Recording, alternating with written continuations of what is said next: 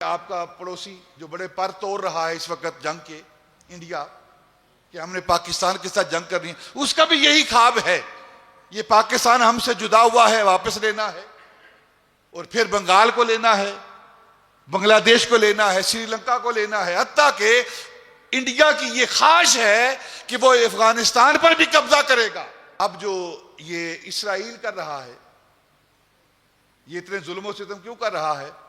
गजा को खत्म किया है, फलस्तीन को खत्म किया है, और ग्रेटर इसराइल का वो ख्वाब देख रहा है। लेकिन इन दोनों की ख्वाहिशें पूरी नहीं होंगी, बल्कि अपने वजूद को खत्म कर देंगे। एक दिन मेरे आका ताजदार मदीना सल्लल्लाहु अलैहि वसल्लम ने पहले फरमा दिया है, एक दिन आएगा कि हिंदुस्तान के इन हुक्मरानों को संगलों के साथ बांधकर वो हमारे हाकिम के पास हजरत इमाम महदी के सामने पेश किया जाएगा। अब सुन रहे हैं, सारी गर्दिशें हो रही हैं, इंडिया बड़ा पर तो रहा है कि हम हमला करेंगे पाकिस्तान पर। ना, वो नहीं कर सकते। जब तक मुसलमान के सीने के अंदर नबी पाक की मोहब्बत मौजूद है, तो फिर मुसलमान मौत को शहादत समझता है, मौत को शहादत समझता है, मौत को शहादत समझता है।